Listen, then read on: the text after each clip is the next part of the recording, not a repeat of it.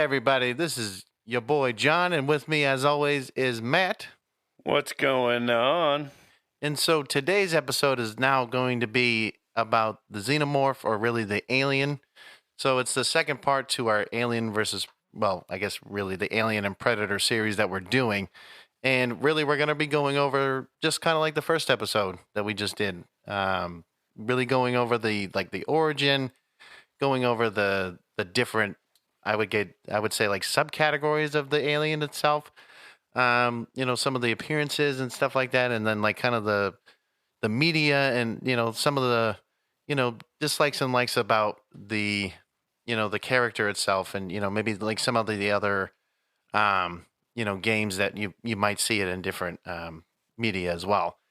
But anyways, again, I'm going to mention this again.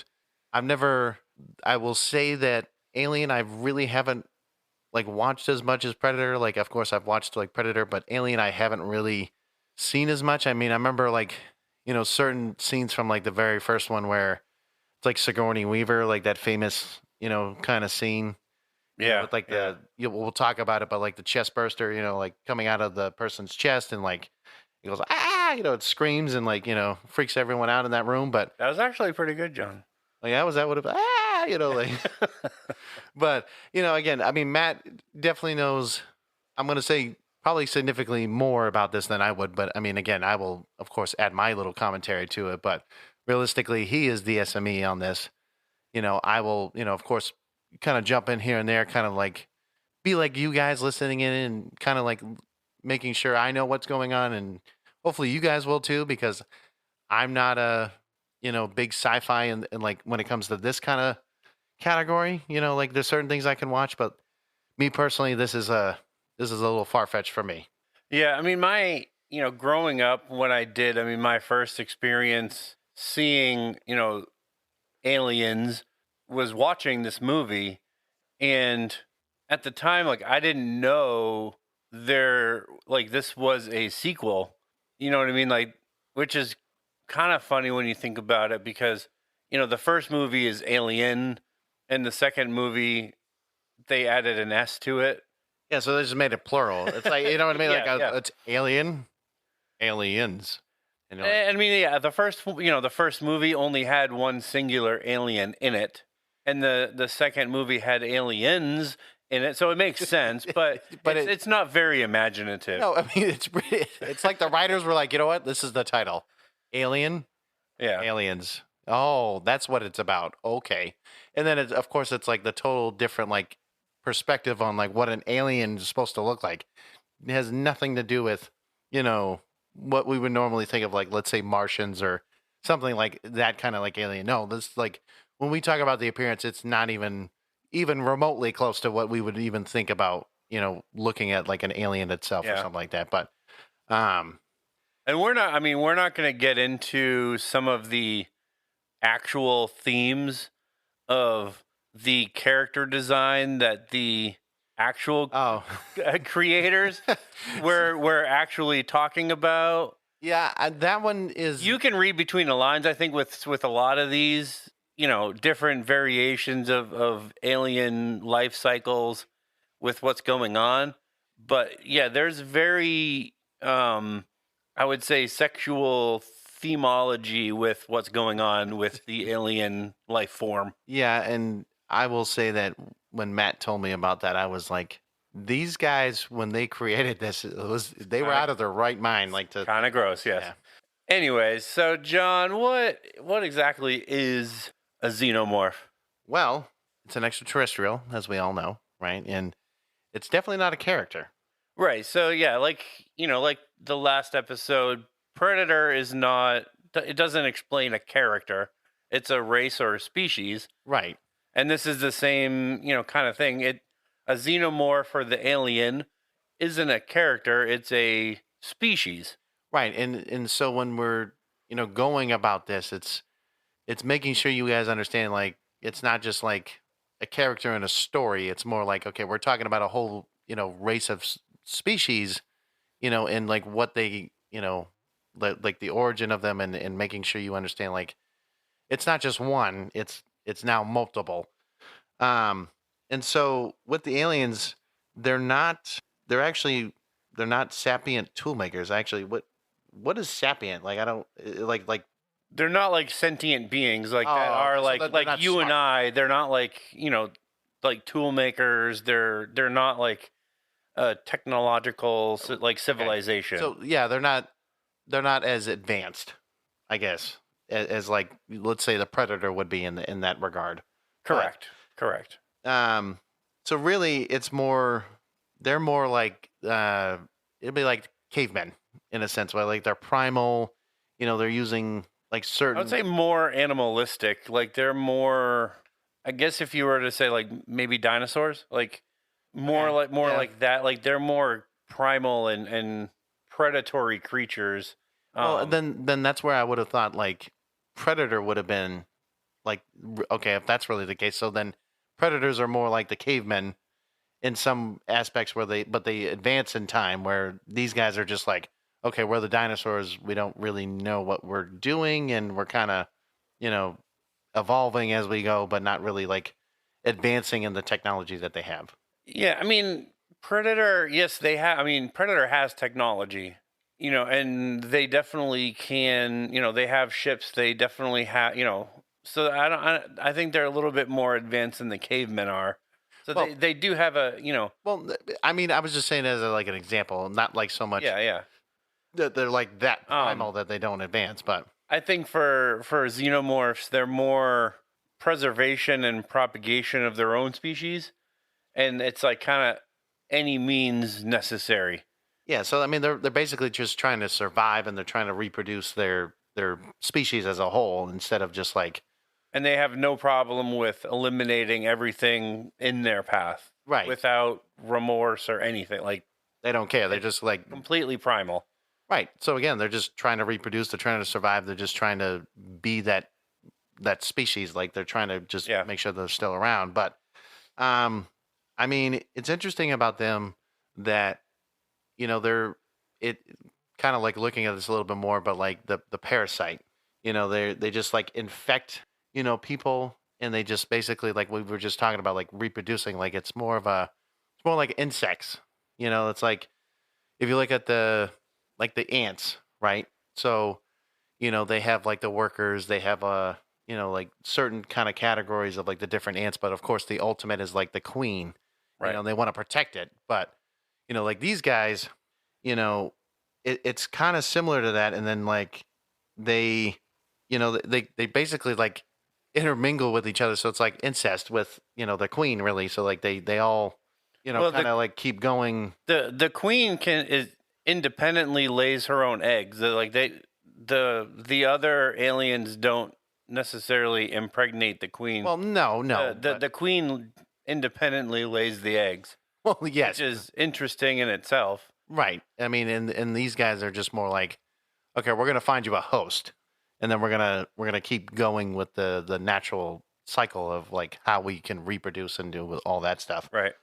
Um, but yeah, I mean, as we kind of go into it a little bit more, I know the life cycle is kind of interesting because I know we're going to talk about like the subset of the different aliens and like you know, what makes them like the species they are. So like, for example, they have like the larva or the eggs, and they have like the chest bursters, and they have the face huggers and so forth. And they do different things that have different functions in this case, right? Right. And so it's the um it's this like whole process, but it's interesting because now I'm looking at it too. It only takes hours to really get these to basically create a new alien from scratch.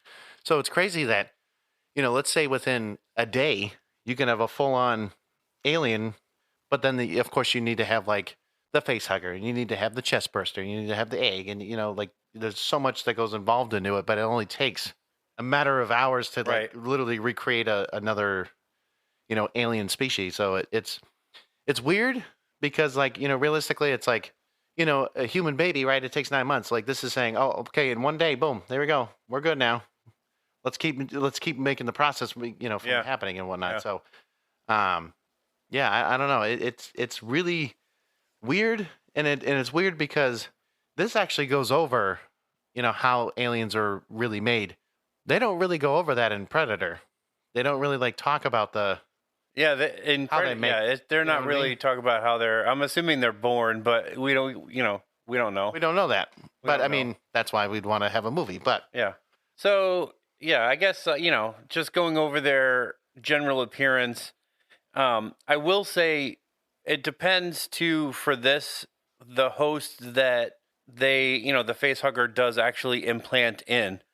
Um, like if they implant in a dog, most likely that alien will walk on all fours because that they're gonna take on the characteristics of the host. right, so that genetic, material that they're taking. So like, Right. right, if like, no offense, Bucky, but like if they said, "Hey, I'm gonna impregnate," a dog, It's gonna have really short legs. it's gonna have really short legs in that sense. But I mean, it's not gonna be as effective. But like, let's say if you go after like a bear, then okay, then yeah, you're gonna, Right. yeah, it's gonna be a lot more effective. So, overall stance and general behavior, is like I said, it's a mixture of the embryo and its host. So it's a very like skeletal, biomechanical appearance. It's usually like they've been shown like kind of black, grayish, like in color. Yeah. It's very like they're very creepy looking. Well, it's weird too when I'm looking at them. Is they have no eyes. They They have actually do, and I'll get there, but they Okay. actually do. okay. Well, I didn't definitely see it, but like the weird part about them too is like it's like their teeth. Like it's that Yes. weird. Like they have really white teeth, and it almost looks like they have big old canines, and that just like protruding a little bit. But it's like they almost have like a weird human smile in some creepy way. Like I don't know how to describe it, but like if you guys never seen it, like if you take a look at it, it.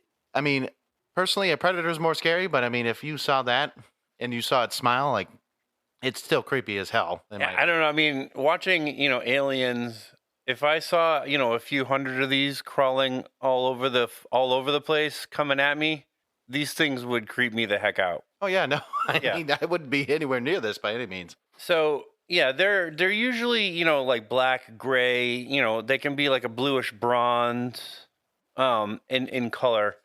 The interesting thing is their body heat matches the ambient temperature of the environment which they're found. So they don't radiate heat. And this is one of the things, we kind of touched on briefly in the last episode. They if you look at an alien through like thermal imaging, you're not going to see them because they don't radiate heat. So that's kind of like one of the interesting things about them. Right, kind of like what we talked about in the last episode, where predators using that ability to see their prey, and so this is why in some ways they have to use different technology to get. And I think that's where they see like I think it's either ultraviolet or infrared, where I think they appear blue. Okay, In whatever the vision they're using, they turn up blue. it's got to do with the ultraviolet. I think. Yeah. So in most of the films, the aliens are capable of like running and crawling along, ceilings, walls, and other hard surfaces. They also are fairly strong, creatures, and they can, bend metal. They've been, able to pry open doors. And the tail that they have is actually pretty strong too. So being able to just like open a duct, crawling, in there and getting, to different places within, in Aliens, they started in a ship, but then they were on this kind of planetary, I don't know what you call it, their headquarter, Okay, like a base facility. yeah. But these things were crawling in the air ducts.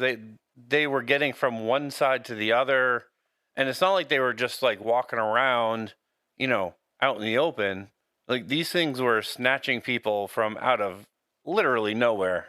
I mean, and that's why that they're basically a parasite. I mean, they'll do whatever it takes to just get the end result. Really, Yeah. And talking about the tails, the tails are like almost like spines where they're segmented tails where they can move them in different shapes. Like it's not just like like a dog's tail. It's just one piece. Oh, so so they have the ability to bend it in like certain. So it's like taking a Like snake. several bends, yes. So they can bend it several times. It does have, a blade at the end of the tail, and it has kind of like a scorpion like barb at the end. So from Aliens and the future movies, the people that were making the aliens actually did increase the size of the blade that was on the end of the tail. Oh, okay. But they do use the tail a lot in the movies as like one of the primary weapons for attack. Well, and that would make sense. I mean, if that's something that they're going to use against, you know, their enemies or their whatever, like to basically like a survival instinct. It's going to be used for their own advantage. And interestingly enough, like in one of the AVP movies, it actually impales a predator and lifts him up in the air. So if that tells you how strong that tail is. Yeah, I mean, again, like if you saw hundreds of these things, I'm all set, man. I'd be running the other way, but they have elongated cylindrical skulls, and they do have eyes kind of underneath the visor. So the skulls that they have, it's more or less like underneath like this visor that they have. So if you do picture like where their mouth is, the skull kind of goes over the top, and then the eyes are just underneath that. So that was the thing. I actually didn't know that was a visor. I actually thought that was like part of their whole body. Like I didn't realize that like that actually can it come up. If you think more of like an insect, right? How they have like that kind of, some insects have that outer shell.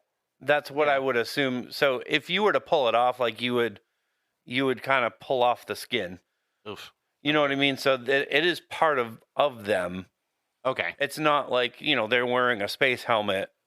No, you know what I mean? I understand what you're saying, but I just didn't think it was like part of their skin. If that was the case, I just would have thought like it was like a visor that just covers their eyes and they could just like kind of like push it up as they please. But I guess that's not really the. No, so there's a novelization of Alien and the character Ash. And if you haven't seen the movie, it's, I believe, from 1979. If I'm not mistaken, which is the year I was born. I was going to ask. I was like, wow, that's coinciding here. So the character Ash is actually, in the movie, he's an android. Spoiler alert. But anyways, the character Ash speculates that Xenomorphs see by way of electrical impulse. So they don't see like we do. They see electrical impulses. Okay. That's a weird concept, but okay. I mean, and that's, obviously he's a, robotic scientist from Wayland Corp, and he's speculating that's how they see. Right. So, he doesn't quite know, but he would have to study more. He doesn't quite know, but, as human beings and, any kind of living creature, we all give off distinct electrical signals, which if they can see that.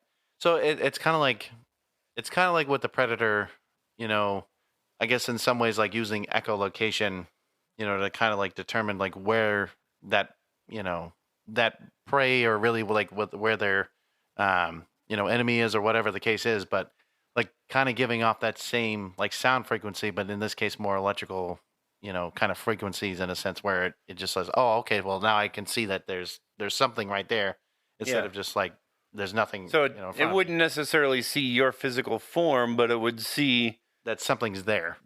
There's an electrical impulse or signal in this area. And this is why we're not scientists, but yes. And, being able to see this, it would instantly tell me I have to attack you, or, do other things, which we get into pretty soon. And that's kind of what, when I get into the whole, resin part, it'll make much more sense. But like you were saying about the teeth, they do have an outer set of teeth.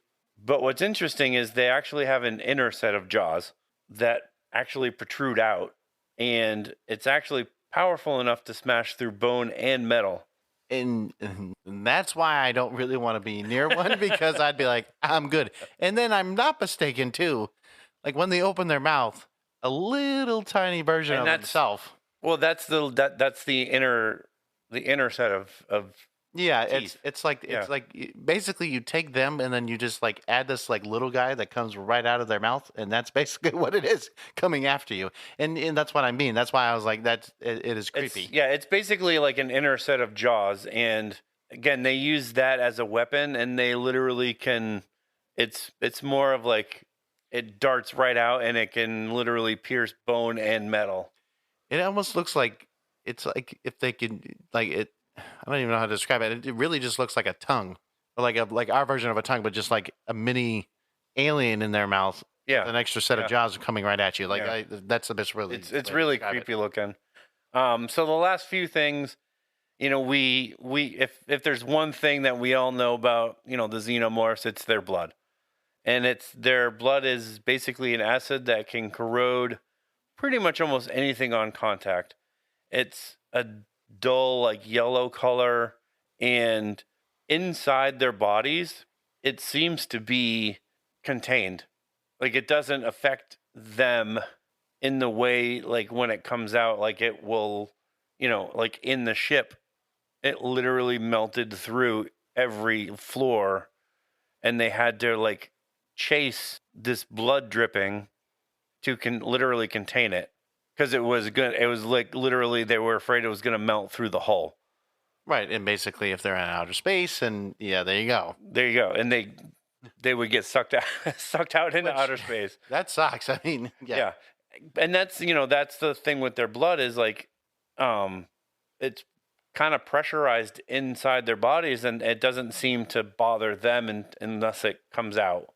And I think I think it's AVP, one of the surviving predator, I guess, gives, I don't know her name in the movie, but basically like cuts off the top part of the skull and gives it to the female lady as like a kind of a shield.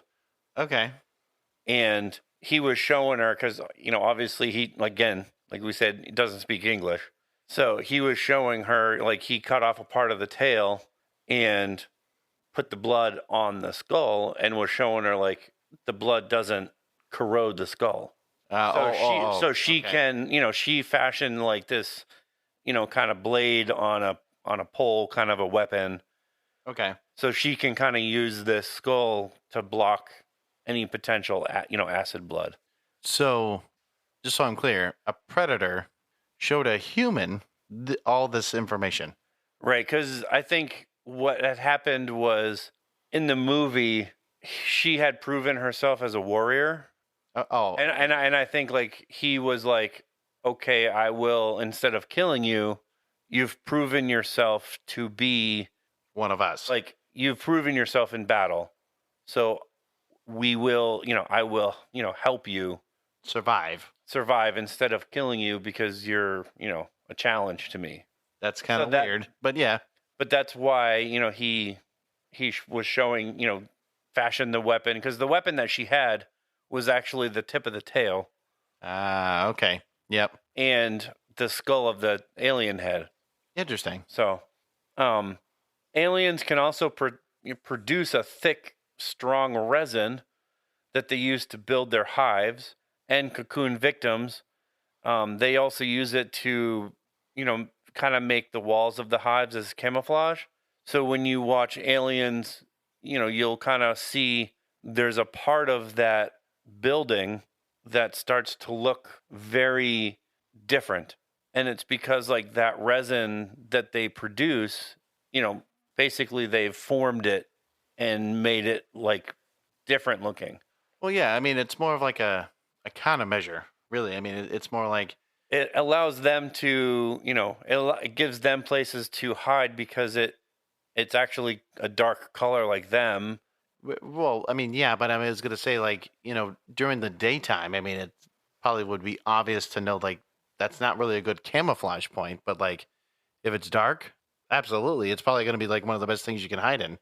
Well, I mean, I think the whole movie was dark, anyways. But Well, I'm just saying in general, though. yes, um, but primarily they did use it to, they would capture humans, use this resin to basically stick them up on the wall.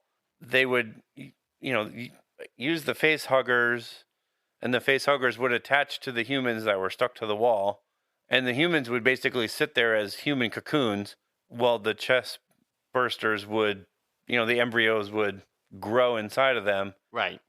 and they're completely immobilized in this, resin cocoon. Right, and then basically, again, reproducing the whole. Reproducing, and then, the chest burster comes out of the chest. In a couple hours, there's another full adult, and they're kind of repeating this procedure. Right, so it's like an endless supply of the same Right. species all over again. But yeah, The last thing, and it's kind of, I think they just kind of used it as a vehicle for the movie. They produced this really sticky, clear slime. From the movie, like when you see, some of the scenes with like Sigourney Weaver and the alien face is right next to her, and you have the mouth opening up and the lips quivering. You see that like really gross, clear, like jelly oh yeah, yeah, like yeah. stuff coming out. Like it's not like a toxic substance, and it was more like a suspense building device that they've kind of used to make the mouth, I think, look moist. You know what I mean? Okay, So yeah. to make the alien look like it was drooling and Well, it's like saliva falling. it's kind of like if when dogs, like if they get, or like wolves, like they get the really kind of aggressive growls, and they hit, like, they start drooling a little bit, and they're like, okay, I'm ready to like come at you, but like I'm waiting for that right moment to kind of like attack. Yeah. I mean, I feel like it's that same kind of concept where it's like, okay, I'm allowing you to see me, and I'm ready to come at you, but I'm gonna wait. I'm gonna make you feel that fear first, and then I'm gonna come after you and build that fear, which I think is probably kind of useful for them, because if they're in fear, they're not Yeah. gonna their flight and I can't even speak. The flight and fight response is going to be so out of whack that they're not going to know what to do in that moment. So that's more of an advantage to them. Yeah, and there's other scenes like in those movies where, you'll have the characters like touching a wall or something, and like they'll pull their hand back and there's like that sticky goo, and they're like, "Oh, what is this stuff?" That's like that saliva that's from the mouth. Hmm. It's Yeah. it's kind of like that really gross, like, "Oh, what is this?" Ugh, like, Like, I don't know what this is all of a sudden. Um, yeah, and I know I'm going to go into the intelligence of these so-called aliens or xenomorphs. So it's interesting that they they really know how to use, like, basically they're really good at like adapting to their environment and like observing what is necessary to kind of overcome that situation. So it's like they may not be smart, but they actually know how to, be resilient and like learn how to, you know, get over, like, basically make it, in their favor, really. I mean, really just to like overcome that situation. And, it's kind of like if somebody, you know, I'm not saying like a jack of all trades, but like somebody that, you know, studies somebody for so long, and then they're like, all right, I already know their weakness. It's like that one person that can just like, okay, yep, I already. Um, it's like Sherlock Holmes. I know it's kind of weird, but like studying and knowing exactly what the next move is, or like predicting. It's this like predictability that they kind of like they have, which for a species that isn't that like smart in the head, basically, it's surprising that they can use that ability to their advantage in like situations like that.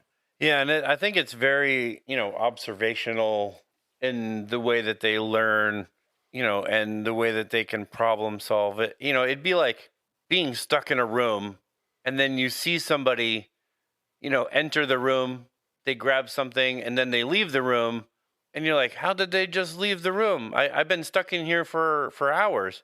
And then you watch them as they leave the room, and you go, oh, they must have did, and then you go to the door and, oh, they must have did this. And I think that for Alien, like, that must be like the biggest thing for them is like I wouldn't assume that they would be like full out attack right out of the gate. They would probably lie in wait for their prey to do something, watch what they're doing, pounce on them, and then when they go to the next one, they've already learned from the last person or what other people have done. Yeah, and then You know what I mean? Like yeah. picking up things here and there. I mean, you can also like if you're talking about like animalistic, characteristics. I mean, that's like what you just almost described as like a cheetah, like waiting to like pounce on their prey, waiting to see what they're doing first. Or it's basically like recon. It's just a simple, I'm going to learn what they're going to do. I'm going to study their habits. I'm going to do all these things, and it's just preparation. It's like this simple thing, but they're just doing it at I would say at a higher rate where Yeah, I mean, I do I think don't at a know. certain level, yeah, their intelligence gets outweighed by eventually sheer numbers. Well, yeah, no, of course, absolutely. But I mean, the more that have learned this Yeah. experience, the more that they can kind of adapt together. But um, I did not know this, but the fact that they have the ability to operate machinery at a very basic level. I mean, are we talking like they're gonna get into a car and start driving, or are we talking like No, I like think opening a door? I Or think like if they, and this is very observational learning, but I think if they had seen, say, somebody turn a machine on, okay, very basic, like they push that, yellow button, and I don't know if they can see the yellow button, but maybe because they see through electrical pulses, they can see, you know, that thing turns something on, and they it can. turns something on, and maybe through trial and error, they go to that machine and can turn it on. Yeah, I mean, And it's more, maybe they use it more of a distraction. I don't know if they're going to be like, "Hey, you need your lawn mowed? I can go." well, no, I'm not saying they're gonna have simple conversation, but like I think they might like turn a machine on and as a distraction yeah, to make somebody. And this would be where that observational learning comes in, because then you would have us humans go, "What was that?" And now we're all distracted. And now, if there are other, aliens around, that gives them that open opportunity to pounce on us where we're not now paying attention because we're focusing on this stupid machine that just turned on. well, right, and then I'm gonna also like counter this too. Is they also the fact that they're also known to kill their own to then escape. So they're willing to sacrifice themselves because they know that they can create more if they have hosts and everything else. But it's like they really don't care about even sometimes their own species. Well, this was an interesting scene because they actually knew that their blood was acid. Well then, So that's pretty smart then to know that. that was like, that's where the interesting part of that comes in, because they knew that the blood was acid, which is why they kind of sacrificed one of their own, because they knew it would melt the enclosure that they were kept in. Well, and like we just said, like if they just keep creating more aliens by doing the whole life cycle, I mean, you can have literally a whole army Yeah. within a day or less than that. Really, I mean, we're talking like let's say 12 hours or something like that. I mean, they can have multiple, aliens running around. If there's like let's say 20 humans, guess what? Now they can change every one of them to be aliens and be like, all right, well, cool. We can just Yeah. sacrifice one of you and we can get the heck out of here. And that last thing, it's similar to the aliens killing their own. The queen, one of the queens actually did this same thing to free itself, because the alien was actually kept chained up, and it cut the tail and flicked the blood from the tail to free itself from the chains. Now, do they have like regenerative powers, or are they just like once it's done, it's done? I would think once it's done, it's done. Because there's another scene. Um, I think it's Alien versus Predator.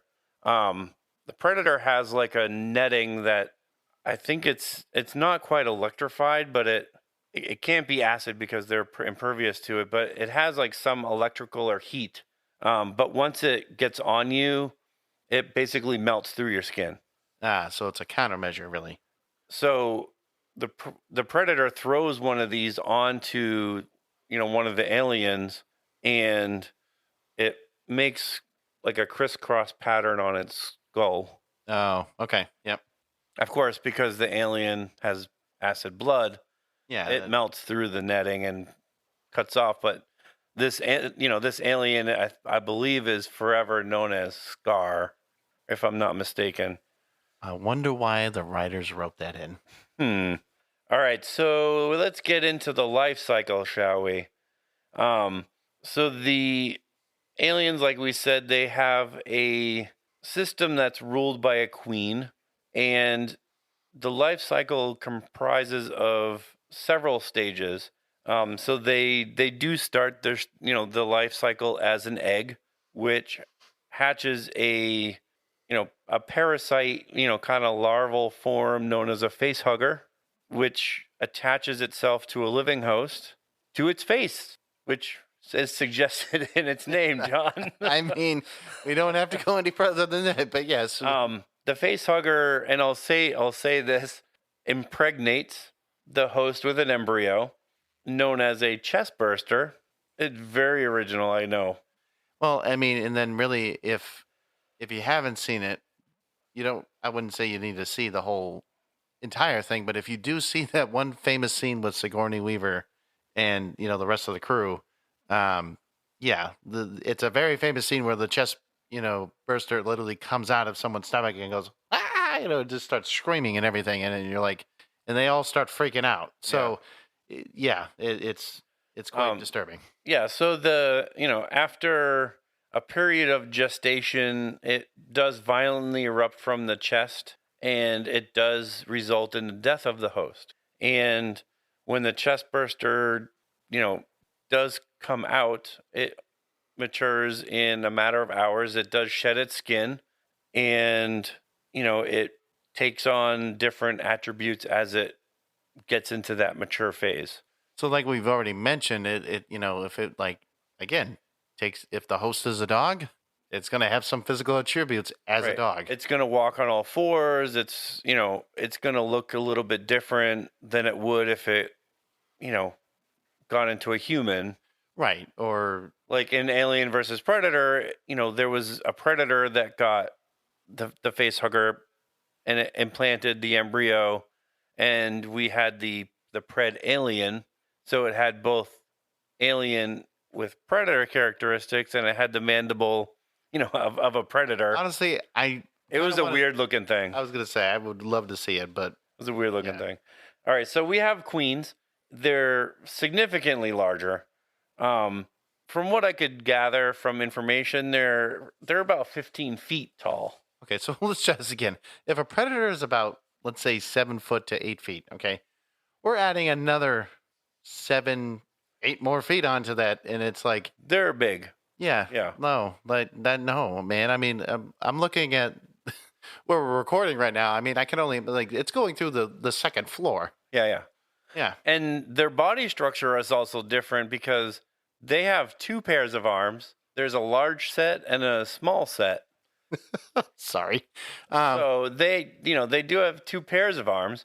The queen's head is also larger than those of the regular aliens. Let me guess. That's I don't know, 5 feet long. The head. Yeah, I don't know how big the head is, but it is. It's protected by a large flat crest like a crown, and the size of it and the look of it varies from queen to queen. Unlike other aliens, the queen's external mouth is separately segmented from the rest of her head, so she can actually turn her mouth left to right to the point where it's perpendicular to her entire head. So her mouth can turn a whole different direction. That's weird. Yes, on so many levels. Completely weird. In the second film, unlike the adults, the queen had kind of these high heel protrusions on the feet. I'm not sure if they all had that, and that was what was in Aliens. Interesting. Okay. Egg-laying alien queens possess an immense, I'm going to say this, and I don't know how I even pronounce it, ovipositor. Sure, that sounds about right. That sounds about right. Attached to their lower torso, similar to a queen termite's. So I'm assuming that's like the big lower part of the body. That's what I'm. Yeah. That's what I'm guessing. It is. I mean, I would love to know more about your definition of what you think it might is, but I know that's not really something we should be talking about. But I'm just, looking Like I at. said, I think it's like the big part of the body. The end part of the body. That's what I think. Anyways, Okay. I might be wrong. Like some insect queens, there does appear no need, like I said before, for the alien queen's eggs to be fertilized. So when she's attached to her ovipositor, there's a word of the week. Word of the week, ovipositor. Ovipositor. The queen is supported by a biomechanical throne that consists of, struts resembling like massive insect legs. So when she's kind of attached to this, thing that's helping to, distribute the eggs or whatever it's doing, the queen is supported, kind of upright, I guess, if you kind of picture it that way. Sure. I really don't think I can picture it that way, but I'll take your word for it. So, we got the queen laying the eggs. Eggs laid by the queen are kind of these leathery objects. It's between 2 or 3 feet high, which when I saw that, I was like, wow, I didn't even picture these things being that big. Well, apparently they're that big. They have a 4-lobed opening at the top, and these eggs can remain in kind of the stasis mode for years. And from what I gathered, like they could remain like indefinitely until nearby movement is detected. So literally something could be walking right by it and all of a sudden, boom, all right. And that's where if a potential host approaches, the egg's lobes unfold like flower petals, and the parasitic facehugger extracts itself from the egg and attaches itself to the potential host. I mean, I don't even know what to say. I mean, it's pretty smart in that regard. I mean, if it literally hears anything, I mean, as long as it knows something's moving, then Yeah. I mean, yeah, it's perfect. So, you first have the egg. The facehugger would be the second stage in this life cycle. It has 8 long finger-like legs, which allow it to crawl rapidly. It has a long tail, adapted for making giant leaps. The particular appendages give it, I guess, an appearance similar to like horseshoe crabs. Yeah, I think they're a little bit longer than like horseshoe crabs' legs are, but I mean, honestly, when I just looked at the thing, I mean, it's like a worst nightmare. they're creepy. Yes. I mean, the fact that they have the ability to jump from one, like, let's say if they went from like this side of the room to here, yeah, I'm good, man. Like, if lightsabers were real, I'd be like defending myself from that thing real quick. Yeah, and it can jump pretty far. I mean, if you think, a predator's, 8 feet, and this thing crawling on the ground it's going to jump 8 feet in the air to attach itself. I'm good.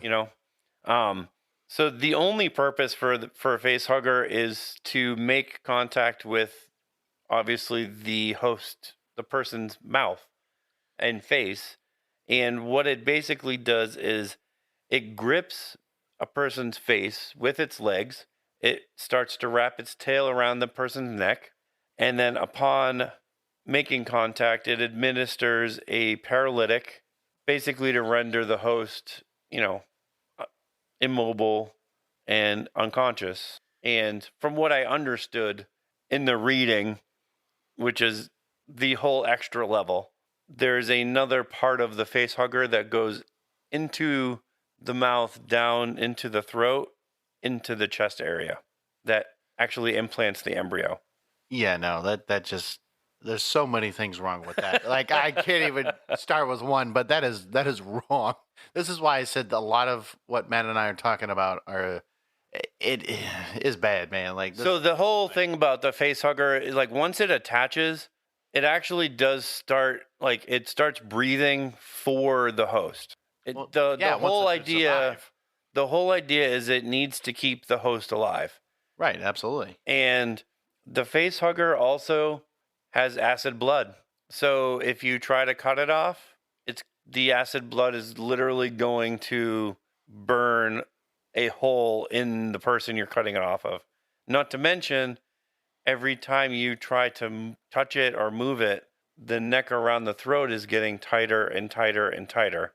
So it's not one of those things that you can easily just remove once it's on there. And some of the research, like the legs are so attached to the person's face, even if you were to say pull the face hugger off of somebody's face, the legs are so attached it would pull the skin completely off of the face.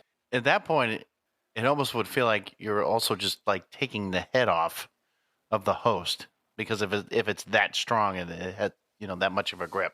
Yeah, I mean, at that point, if you had somebody that had a face hugger, I think the kindest thing you probably could do at that point Is kill him. Is to kill him, because you're not going to get it off. And once the embryo is implanted, you're going to get to that next phase and you're going to have a full-grown alien within hours. I agree. I mean, I hate saying it, and I mean, it depends on who we're talking about, but I mean, realistically, it's not an easy decision, no. But you have a decision of, if I kill this person now, then I can prevent this embryo from living and not having an alien kill us all. Right. Or I can not kill him. The face hugger can implant the embryo. I have a full-size alien that's going to kill us all, and he dies anyway.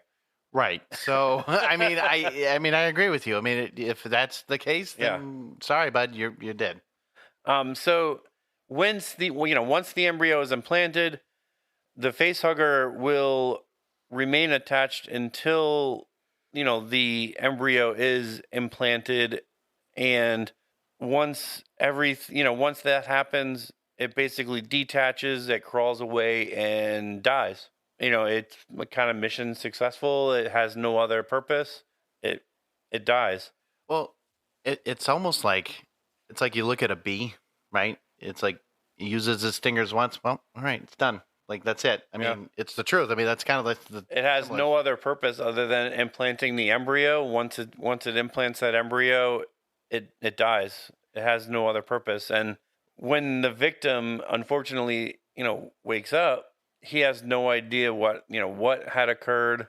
They appear healthy, normal. There's no indication of anything happening to him.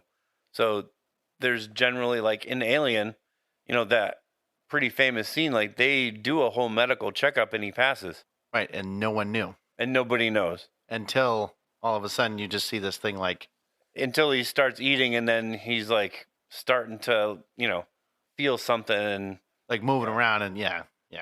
So the very last and third, life cycle is the chest burster.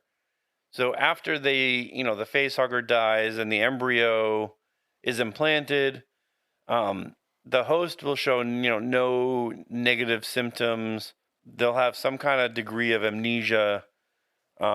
Symptoms will build, acutely as the embryo kind of grows inside. They'll, sore throat, slight nausea.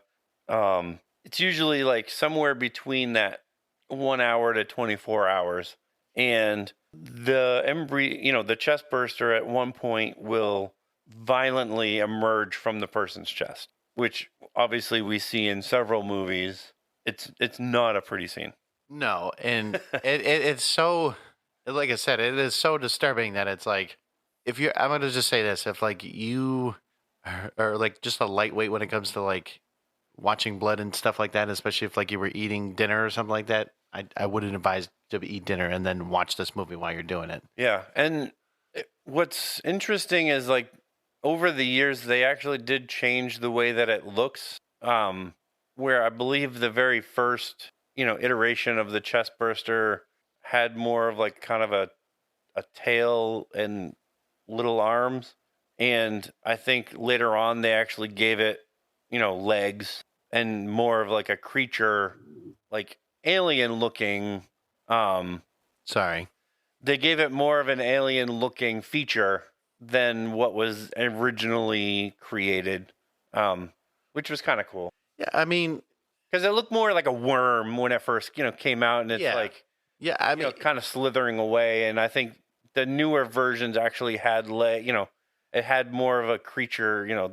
it's like it's like a mini me of like the actual alien itself. But like you were saying, like if I can remember correctly, like the first time you actually see a chest burster, like in the actual film, it doesn't even I mean, yeah, like you said, it looks like a worm. It doesn't really do anything up until it comes out or whatever. But the fact that they've changed it and they said, okay, we're gonna make it like a mini version of an alien, like, but it's slowly maturing and growing in a sense within a matter of like a day. Yeah, it's in a matter of hours, and yeah, hours. But, it. What they say is like it will usually try to go and hide, so you won't see it until it fully matures. right, and then that's where it's going to come out and it'll it'll shed the skin, kind of, I guess, like a reptile would. It'll shed the outer skin and emerge as a full adult, and that's kind of where depending on the host, you'll have those different types. Where humans, like, they'll walk on two legs, some kind of an animal. It might be on all fours. If they, and I don't know how a face hugger would attach to a bird, but if it did, you would probably have an alien that flew, which would be creepy and scary, right? But all at the same time. The problem is I don't even know where to begin with that. But like, it almost like you'd have to like basically impregnate like different animals, and like they somehow like start mating, like the aliens that were doing that like had to mate, or like they ever, I don't know how that would work, but like it would just be weird because at one point that hopefully maybe they'd have this like ultimate genetic material, but even then it's not going to make any sense because if the eggs are, or no, sorry, the, yeah, you know what, keep going. I don't know. It's a weird concept. I just think it'd be really weird if you started like I impregnating. mean, they don't really mate. I guess like the queen just lays the eggs, but well, right, but that's my point. It's kind of, you're just gonna have like a bunch of weird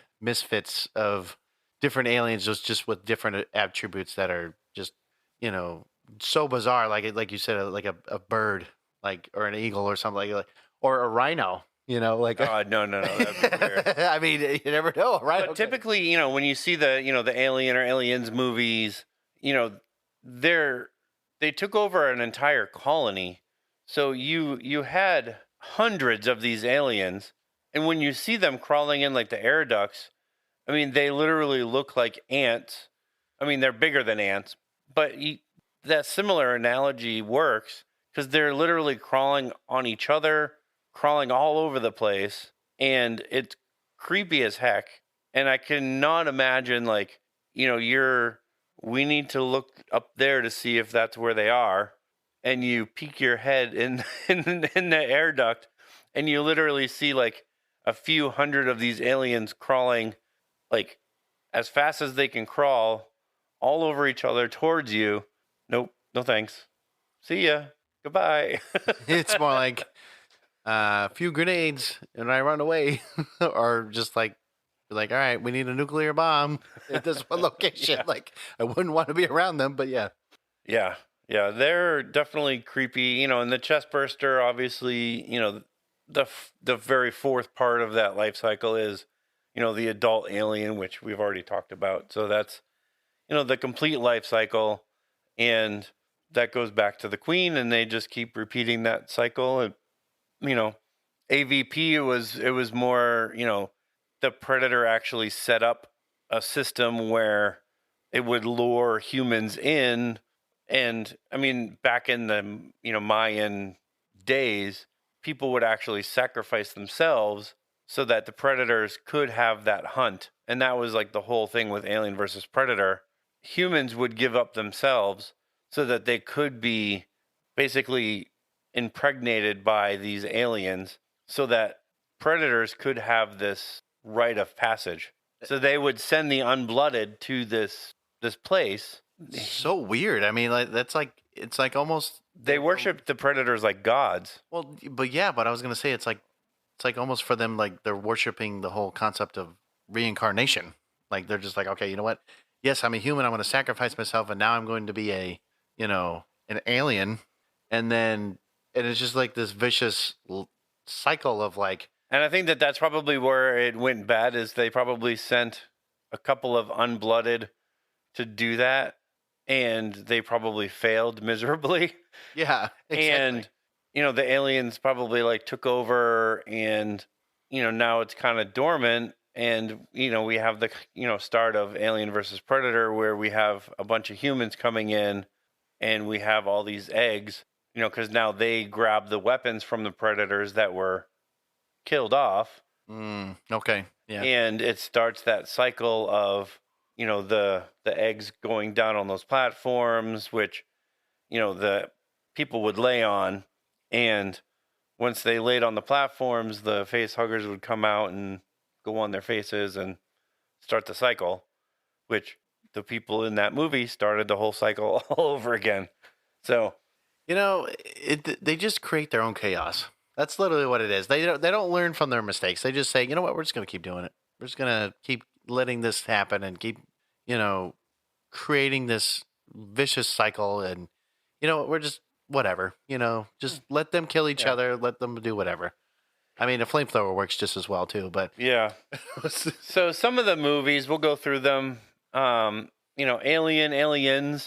Those are kind of the two original movies. Alien came out in 1979, which is my birth year, obviously. What would? Aliens came out in 1986. Alien 3 came out in 1992. Cool. Yeah. Alien Resurrection came out in 1997. Okay. Yeah, getting better. We already kind of talked about AVP and AVPR, which was 2004 and 2007. And then you have the two kind of prequels, which was Prometheus. So that was the one I was thinking of, but yeah. Came out in 2012, and then Alien Covenant, 2017. Yeah, because I know I didn't understand the prequel for Aliens, the whole Prometheus. I didn't actually even know it was even part of the franchise, because it was just all of a sudden they made the movie, and I'm like I saw like little previews of it, whatever, and I'm just like, okay, this is a weird movie or whatever. And then I heard about it being a prequel for Alien, and I'm like, what? I mean, like, when I'm looking at this person and I'm looking at the alien or like aliens, I'm like, how does that make any sense? I'm like, Yeah, they look totally. I don't think that they did a really good job with it, but yeah, I mean, Alien Covenant did a little bit of a better job kind of closing the gap of it, because by the end of the movie, they got closer to you seeing, the alien, a closer version of the alien that we were most likely seeing. I mean, you look at Prometheus though. I'm granted, I'm looking at previews, but the being that I saw was like, it was almost like human, but I mean, really pale white skin and like, but really humanistic like features and everything else, and it seemed like they actually could talk, like normal and everything. So it's like, I was like, what the heck does that have to do with aliens? But unless that's like their first version of themselves, and then they became the aliens that we see today and even back then. That's my guess. Again, I haven't seen it, so I wouldn't know. But that would be my guess of what their evolution became. Yeah, I mean, they're very interesting movies, but I mean, nothing to me will ever beat Aliens. Like, I think to me that's kind of the pinnacle of alien movies, unless they like, I know that they're making one currently. Are they rebooting it? I think it's a prequel. How many prequels are they going to do? I don't know. I just hope that they do it justice. But like we said in Predator, the Predator episode, again, I do think, rebooting the franchise might do it some justice, but, I don't think rebooting the whole franchise, like, yes, definitely, Aliens 3 and Resurrections can go.